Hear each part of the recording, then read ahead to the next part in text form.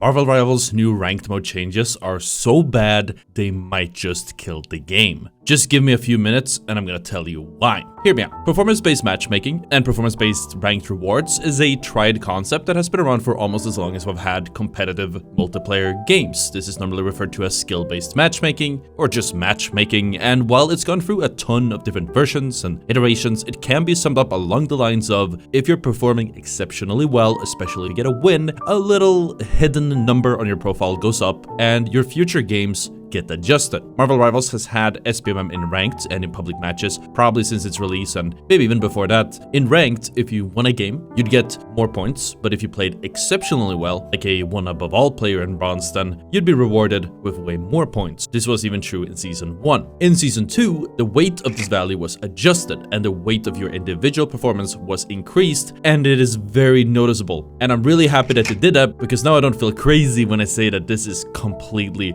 wrong. If you have a standout game and win, you will be rewarded noticeably more, and if you have a standout game but still lose, the rank loss isn't as severe. Obviously, on the flip side, if you win without contributing enough in the eyes of the system, then you gain less points, and if you lose and your stats are looking bad, then your rank will take a huge hit. Before this patch, after the patch notes had dropped, a lot of people had come to me to ask what I thought about the changes. I expressed my apprehension and I listed all of the flaws with these types of systems and how they really never work out, especially in hero shooters, but even I didn't think it would end up being this bad. And I did a ton of research and I think I have an idea of how it works, and it's really broken.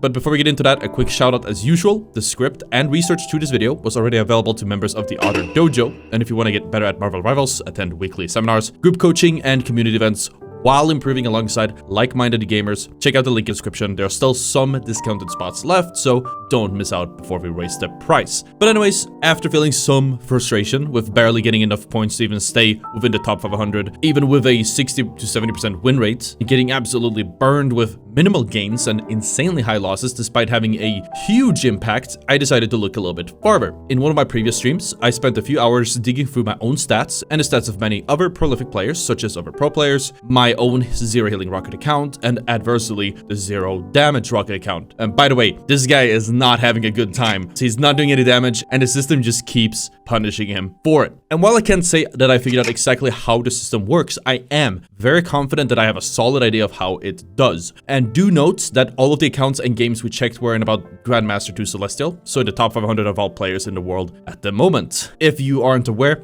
at these ranks, the gains look very different than in bronze, and a typical win would be in the 20 to 25 point range, whereas in bronze, you could easily see a 50 or higher point gain on a really good win. The first thing that really stood out to me is that for whatever reason, when I kept looking at all of these stats, was that if you get SVP on a loss, you lose less points. Significantly less. It's a massive outlier. You could have barely any impact but farm enough final hits and damage or whatever gets you that SVP and get out of that game only losing about 12 to 15 or so points, while your teammates might lose way over 20 or even more. In fact, this was such an outlier across all of the games that it made it take quite a lot longer for me to piece together the rest of the puzzle. Funny enough, on the opposite side of the spectrum, getting an MVP doesn't seem to have that much of an impact, or a very minimal one. Certainly not to the tune of getting a 30 to 40% loss reduction, that's for sure. Having the best stats on a losing team and getting SVP is such a huge difference in your lost points that honestly, mathematically, it might be more worth it to go for that SVP if you think it's a loss, rather than trying to flex to a support or something else and start healing and trying to salvage the game. I mean, I did it in that one game one time and was hit with a minus 28. After adjusting for SVPs, that leaves us with a lot of data. The second largest impact to your gains before we dive into the performance seemed to be rank disparity.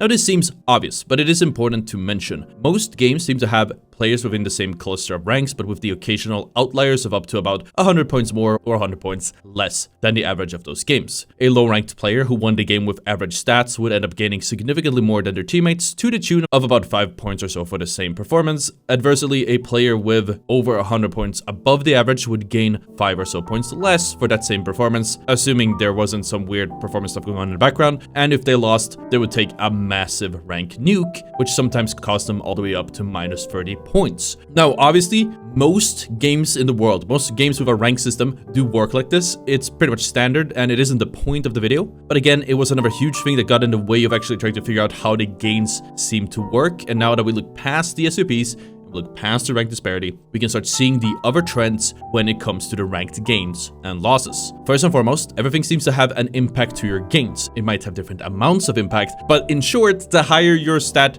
numbers are, the better. It doesn't seem to matter whether your stats are junk stats, as in, for example, dealing damage when you shouldn't, that would just feed support ultimates for no reason, or shooting straight into an enemy support ultimate to pad your own damage. Now, I couldn't prove that this made no difference, but I couldn't see anything suggesting that getting absurdly high amounts of damage actually punishes you. In fact, in this game, where we absolutely stomped this team, their Moon Knight got the most damage in the entire game because he's a Moon Knight. He didn't really do anything else except just get a lot of damage, so it was practically junk damage, and he only lost 12 points. After going through a ton of games, it seems that the stat that most heavily impacts your rank gains is your final hits. When I sorted the players on each team by final hits, it more or less seemed to align with the rank rewards, but there were some outliers that were a lot more noticeable if they were playing other roles or there were heavy disparities. For example, second to your final hits, your KDA seems to carry a lot of weight. Other than sorting by final hits, sorting by KDA showed a clear correlation between your amount of kills and assists ratioed against your deaths. I've had healers with 50 KDA and 0 final hits with great gains, and I've had a Wolverine that's went 4 and 5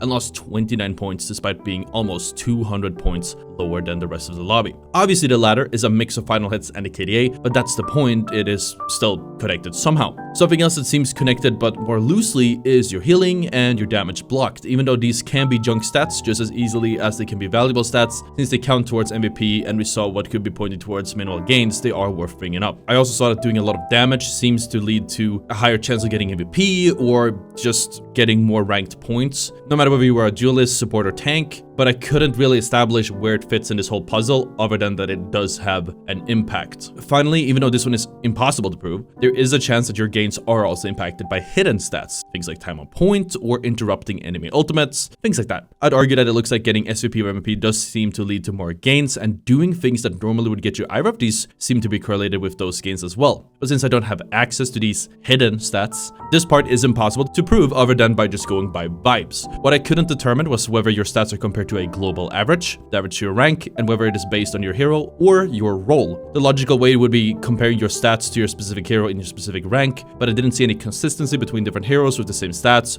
nor the same heroes with most of the same stats when you compare between different games, so it is really hard to tell. From an outside looking in, it will be very difficult to get a clear picture of what actually matters and what doesn't, other than seeing some specific outliers. So this is just my theory on how it works, and it supports that you always should make sure to focus on yourself and the system. If you're playing a hero that has specific bans, you're actually incentivized to ban your direct counters, even if they aren't actually good bans, just to ensure that you do good. In a performance-based system, if your stats look good, then you will keep climbing. And normally I would say, well, if you just keep winning, it doesn't matter how you perform. But because of how heavy performance is this patch, in this system, in theory, you could have a way below 50% win rate, maybe 30 or 40%. But if you keep getting SVP every game, or you keep getting those stats that the algorithm really wants you to get, then you're gonna keep climbing because you gain that much more on a win than you do on a loss. In the same vein, like in my case, you can have a way above 50% win rate or a 50% win rate overall, but still lose or bleed points over time because you gain that much less than you lose. The issue with the system is that while yes, it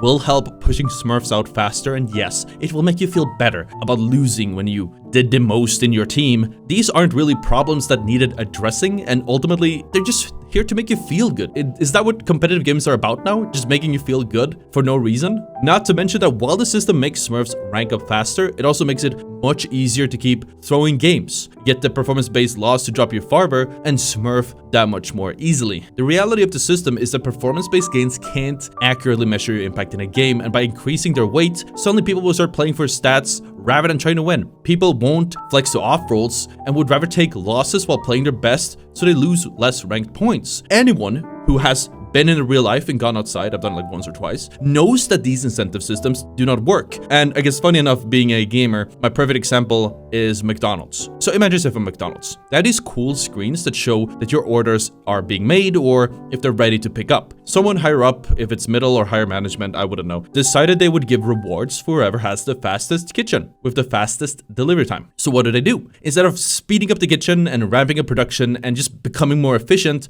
they just tag your order as finished the second your order pops up on the screen. Well, it might still be, I don't know, 5 or 10 minutes out. So now you're confused, you're waiting, you're wondering what's happening with your order. You might even go up to the counter and ask what's happening because the screen isn't telling you. And the entire point of having the system to track your order ends up being pointless. The same goes for Marvel Rivals. When you create a system with incentives, then people will always figure out a way to game it, and suddenly the incentives don't matter anymore. They just made everything worse. People are already playing for kills, they're throwing ultimates into fights that are already won just to pad your stats, and avoiding playing the objective or taking risks before they die to it, because they think it will help. And that's even before I release this video. After this video, it'll probably get a whole lot worse before it gets better. So if you want to help spread a message and make it better, I guess share the video and hit the like button and comment your thoughts so, we get the boost in the algorithm. Because if this doesn't get fixed, then the integrity of ranked is ruined. And when ranked doesn't mean anything, then people don't play it. And when you lose your ranked grinders, who are your most dedicated player base, then your game is dead. Or at the very least, it's going to start rotting from the core.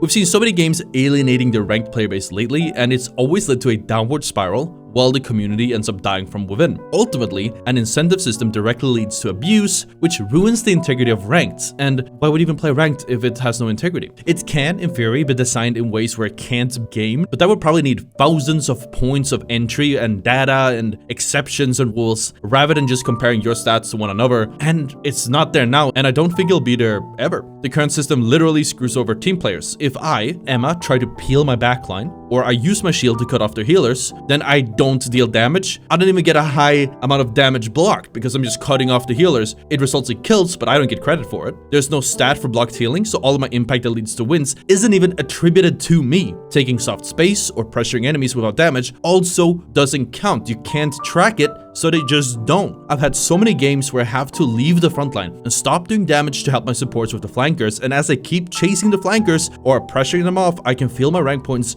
dropping real time because I'm not padding my stats or my damage, even though I'm keeping my supports alive. They're getting ranked points from me keeping them alive, but I'm losing them because I'm not padding my stats. And it's also worth noting that doing a lot of damage can be good on paper, but we've gone over this. If all of that damage is on the tanks or into shields or whatever, and you already have your ultimate, and it leads to no kills with the enemy supports just farming their own ults off of that damage, then you're actually throwing. But according to the system, you're carrying, you have a lot of damage. Here's another 10 rank points on us. The game has been reduced to the most surface level stats and incentivizes you to do more damage, to overextend, to take bad poke just so you get more points. It's oversimplified the game, and now bad players get extra points by shooting shields and tanks because they lack the understanding of how these games should be played. And if left unchecked, the game will start falling off. I'm gonna be extreme about this. It might actually die. And that's because a lot of developers make the mistake of ignoring their most dedicated players. They're ranked grinders who spend hours a week or even a day playing the game to get better or get that rank. They play ranked because it matters and because they want that shiny badge. If a rank loses value, then they stop playing and they move on to something else that does have a good rank system. Without the dedicated rank grinders making up the core player base, you only have casuals. The problem with casuals is that, yeah, there's a lot of them, and they probably spend a lot of money, but they always leave when something better comes along. There are plenty of examples of developers ruining their own games for the ranked players in favor of a more casual approach, and my favorite might be the finals, which we have covered a lot. And in Season 3, after people were criticizing the rank system to do a full overhaul because it had a lot of issues, they decided to change their main rank system from cash out, which was the main mode of the entire game, really the only reason you would play the finals, to terminal attack, a 5v5, I believe, tactical shooter style game mode. It was a whole different game mode. They just decided rank was something completely else. In Marvel Rivals terms, it would be like if for one season, they just randomly decided to remove the entire rank system the way we know it, and the next season you had to play Doom matches or, I don't know, Jeff's Winter Splash game mode to get your rank. Understandably, this didn't do very well, and the game lost the majority of their competitive player base come the Season 3 launch. After the initial hype, the game lost about 25% of its player base, who then came back in Season 4 when the real ranked returned. But the finals is an incredibly casual game, and it has a core dedicated player base, so who knows how much of a drop you'd see for Marvel Rivals if you try the same stunt. But one thing is for certain, if you estrange your ranked players, then you lose a huge chunk of your players. Maybe a smaller number of them, but the ones putting in the real hours grinding the game out every day, the people that will keep playing even if Overwatch releases a new patch where Tracer is wearing a bikini. Now, this wouldn't be that good of a video if I just ragged on the one bad system and didn't offer any alternatives, would it? I like Marvel Rivals. It's a good game, but if ranked keeps going this way, it'll just fall off completely once people realize how meaningless ranked is turning out to be. I am honestly really early to this issue, though some pro players like Lion Pro, a support main and absolute banger of a player, agrees with me that it is not working properly at all. I already said that the performance-based gains were a problem before they upped the weight of them, and they probably had a big impact in why ranked was so unbalanced in the previous season. It's definitely much worse this time around, and I wouldn't be surprised if by the end of this season, it's gonna be several times worse than the end of season 1.5 was. My solution is really simple. Reverting it just isn't enough. I'm gonna suggest something extreme, but really simple. Remove those performance-based gains entirely. The only thing that should matter is whether you win or whether you lose. If you win a ton of games in a row, then you could be gradually tested in higher and higher lobbies and get rewarded from the rank disparity because you're doing better in a higher rank. But there's no point in making it more complicated because you can't accurately measure one's impact in any number. There's so many data points, and if you just miss one of them, it's immediately invalid and it screws over a certain type of players that might even be carrying. You could be the in-game leader in a game, doing 0 damage, 0 healing, 0 impact, other than literally shot calling your team to a win, and you'll lose all your points because the system doesn't measure your impact as a leader. This current system and performance-based gain systems are terrible. Thank you for hearing me out. I'll see you all next time. Join ottr Dojo. Peace out.